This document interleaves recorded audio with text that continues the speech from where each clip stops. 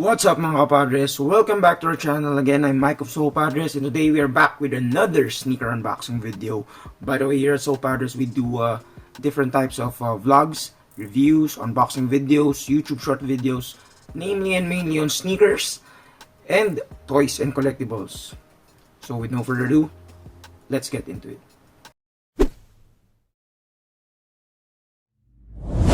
As you guys saw in the thumbnail and in the title of this video, today we have, for me, one of the best sneaker releases of this year, if not the best, in my own humble personal opinion. Since I was born in the 80s, raised in the 90s, I was able to watch MJ play.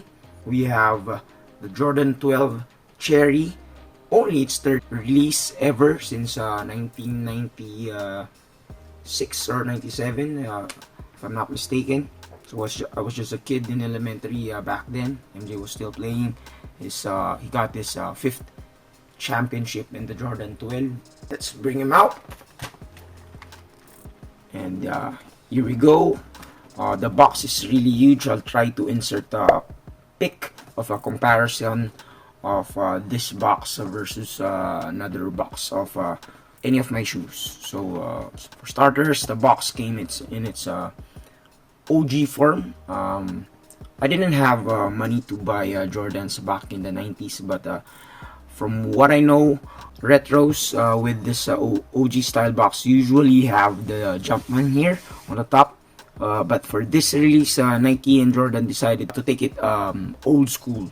So they used the swoosh instead of the Jumpman logo, and then you have it in this color, the orange, and just do it, and then black for the bottom. I'm actually having a hard time trying to show you guys what the box looks like, because it's a really huge box. For this side, Nike word and swoosh logo, and then for this side, it says here engineered and built to the exact specifications of championship athletes from around the world. So on the bottom of the box, just the usual stuff there, and then the most important side of the box, where the size tag is, you have here again Nike logo on the top. You see Air Jordan 12 Retro, and the official colorway is white, black, varsity red. So I'm hearing some OGs that kind of dislike or cringe a bit to youngsters or Gen Zs calling it the Jordan 12 Cherry. For me personally, it's just okay. It's just internet nickname, whatever.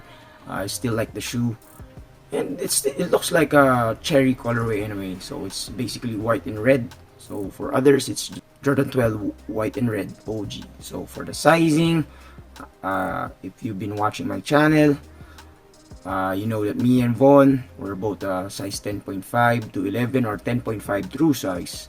So for this specific model, since this is a 12, if you know, you know, you usually go down half a size, especially if you're gonna be hooping in this. You want a one-to-one fit or a snugger fit versus than what the Jordan 12 has to offer. Unless you're a super duper wide foot, I'd probably advise going through to size. But for me personally, I'm a 10 foot and high arch guy, so went down half a size. So that covers up the size, so to remove a bit of confusion. So I'm setting expectations and providing that information to you guys off the bat, since this colorway kind of sat for a bit, I think, in the States, but here in the Philippines, this was nowhere to be found. Day one, sold out. Only one store had it, Nike Park, Philippines. I took an L on these on the snkrs PH website. It wasn't a raffle, it was a first come first serve basis, and I had a delay around 5 minutes to make the purchase, and got an L. So if you're gonna be purchasing these from a reseller or online or whatever, if you're trying to get them online, just take that in mind, to go down half a size if you're a normal to thin footer like myself. So for the price, I think this is around $200 to $10. Here in the Philippines, this is 10,895. I got it way above Philippine SRP, but I got it retail via Concepts in Dubai. And shout out to my boy, my idol, my mentor, my friend, our mentor here in YouTube, Albert Pactiag, aka the Master. Filotalk, he's our featured YouTube channel. I'll leave a link in the description box down below to our collaborative videos with him. So if you want to know more about sneakers and see great content, YouTube shorts, regular uploads and vlogs, check his channel out. Make sure to subscribe. He's one of the best out there, trust me. And moving forward to the paper, they put this kind of dingy or brown, coffee deep style na paper, and then another white paper inside, giving that old school vibe, to reveal one of the greatest basketball shoes of all time, my opinion.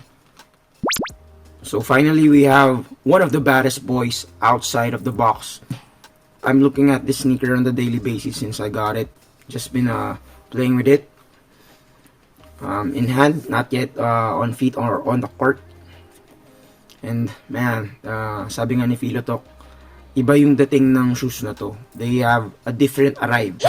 Or that's a slang here in the Philippines. They have a certain vibe, especially if you're like me, you watch MJ play back in the day. For starters, the tech-wise, this is still one of the best equipped basketball sneakers out on the market, or out now, or at least the other Jordan 12s in other colorways that are available in other countries. Sadly, we don't have the Gary Payton PEs, purple and black, here in the Philippines. So if you wanna cop and play in some retros, probably that would go on sale. That's one of the colorways that should be your go-to. But if you were able to cop these, performance-wise, tech-wise, durability-wise, and of course, nostalgia-wise, this is just simply one of the best, because the memories I have, and of course other people have, of seeing Jordan playing these. You can even search it on YouTube. Jordan getting buckets and buckets, winning a championship in these. It's just simply untouchable in my book. I mean, I'm a Kobe fan, I'm a LeBron fan of greatness, but MJ is just really hard to top for me. So let's move forward to the details of the shoe. Starting off with the traction pattern, you can see here the best, probably one of the best traction patterns of all time. Probably the most basic, but still one of the most effective, which is herringbone. And you have there a lot of herringbone, two big pods. I'd like to add that again, I said durability wise, this translucent part and everything on it, on the outsole, is made out of hard rubber. So you can play with this outdoors, you can play with it indoors. I'm probably gonna use them indoors because I really want to preserve the shoe as much as I can. So if you want to play them in outdoors, you're also covered. So this will really last you a long while. When the glue expires, you can just have them re-glue and re-glued, and you're good to go. Good as new. You'd be able to play in them again. Aside from the herringbone traction pods, you have this really hard rubber, which is in this translucent red, at least for this colorway, which is really sticky. For some reason, I think Jordan brand is either pro-throwing their OG silhouettes or number Jordans without announcing it, or probably making them look and feel as close to what the OGs were back in the 90s. Because for example, the Jordan 7, I think, used to have polyurethane midsoles, and I think all of the Jordan 7 retros nowadays have a Phylon midsole, which is really soft, from what I've heard on foot. For this Jordan 12, I've had one Jordan 12 in the past, which was the Jordan 12 FIBA, and it was really clunky. I'm not saying that this isn't this doesn't have a clunk, that this is super soft, but the difference is really different. Like the heel, you can see this is I can press this part for the Phylon midsole. And I think back in 10 years ago, 2012 or 13, Jordan 12 taxis came out, and they were like made out of cement. When there wasn't a lot of sneaker resellers, for us OGs, we had the sneaker term bricks, code and called bricks. So back in the day, if you said bricks, that meant the shoes were really hard on the feet. But nowadays, when you say bricks, that means the shoe or shoes don't have resale value. Hashtag, now you know. Again, with the traction or the outsole, this part is really sticky. I'll try to insert a clip from my friend Filotalk on foot, showing how sticky it is, or I'll try to add a clip of my own. My previous Jordan 12 didn't have that super stickiness for the traction, and it was really clunky. So going up to the midsole, we have a standard Phylon midsole, which is actually really caged by this hard rubber outsole. So that's one part of the shoe that makes it a bit hard. Probably a downside if you're not a super athletic guy, you're not a super explosive player. This may be probably a bit too stiff for you.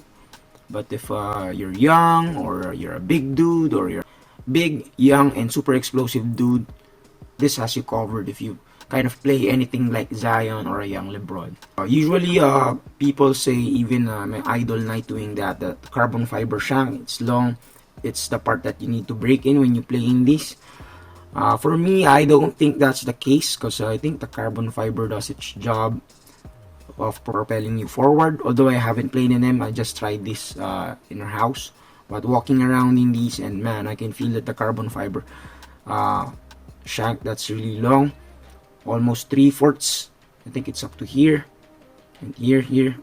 So it gives you a really strong push forward, and what makes the shoe really stiff is this hard rubber outsole. So that's just to inform you and set your expectations if you want to ball in them. Oh. And another thing I'd like to show, part of the midsole or above the midsole, by the way, paper inserts, nothing special, is one thing I wish they would have changed. I'll try to get the focus from the camera. Is this really hard looking Strobel board, the rough and old style kind, the white one. If I could change it, if they would really pro throw Jordans, this would probably full length zoom Strobel, or at least like do it like in the Jordan 11s, which have kind of a foam Strobel board, or something kind of similar to an generic insole, or the material in a generic insole. So these have this really hard and rough Strobel boards. So that's what makes the shoe stiff for me, the Strobel board and the hard rubber outsole.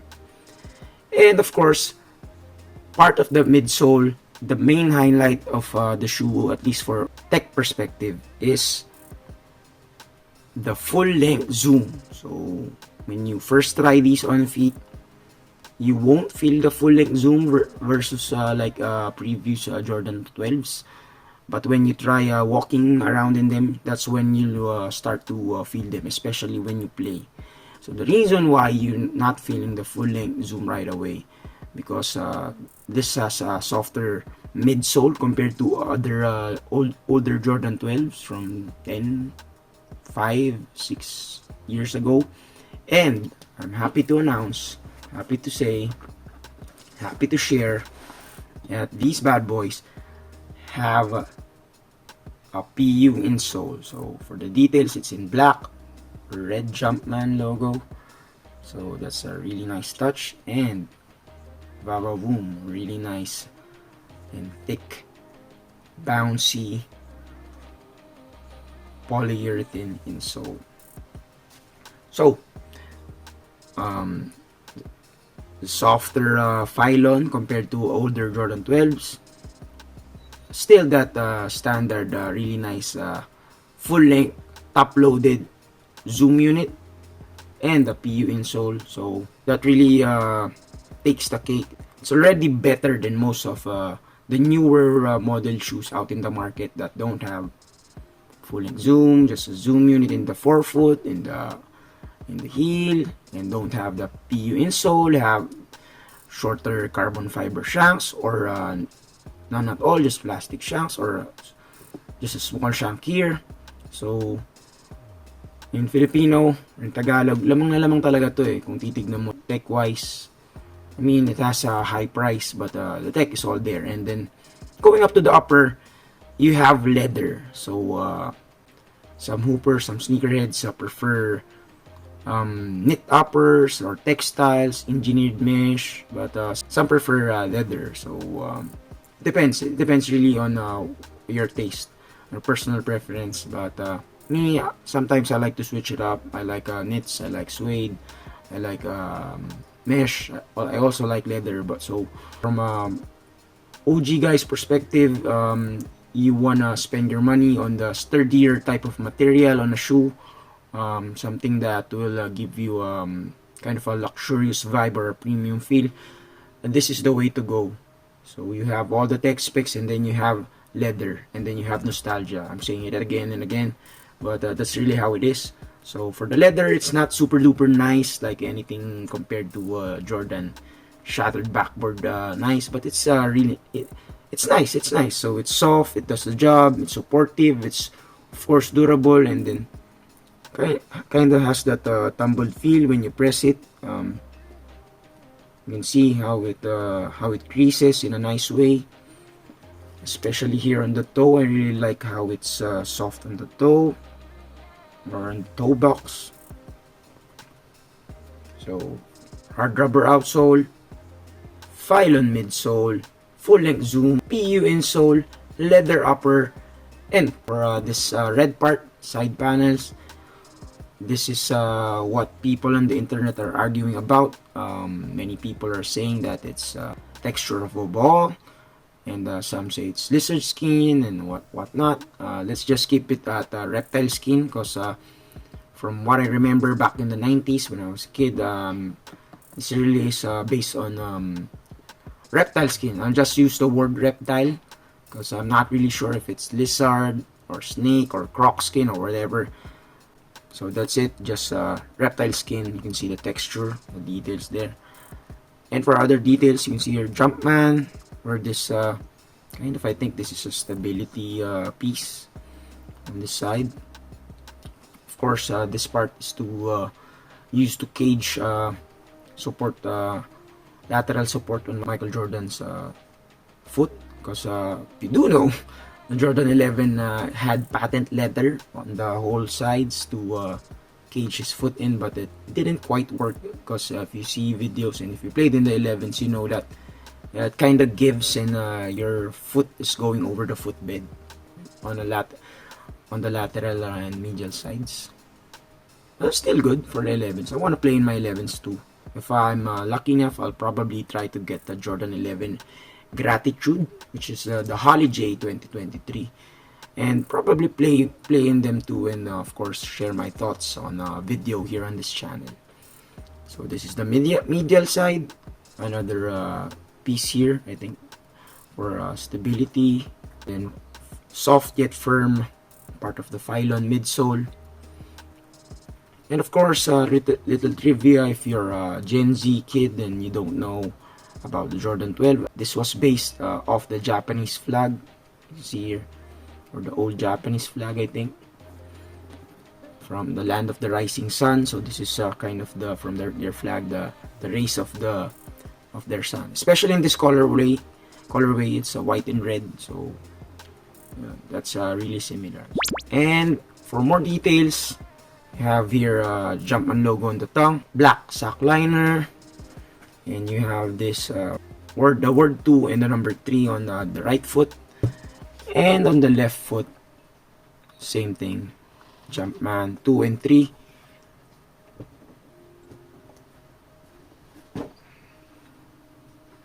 This is how the size tag looks. Oh, and I almost forgot, for the tongue too, it's also leather.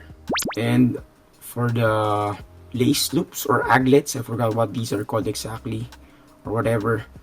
You have the Jumpman logo. So back in the day, in the 90s, when these first released, these were actual metal. I didn't have a pair of 12s, but I was able to hold and borrow the J's of my childhood friends, my classmates. And these are just silver or metal coated plastic pieces. For the laces, I don't like the laces of the 12s and the 13s. The 11s have better laces, which are rope style laces.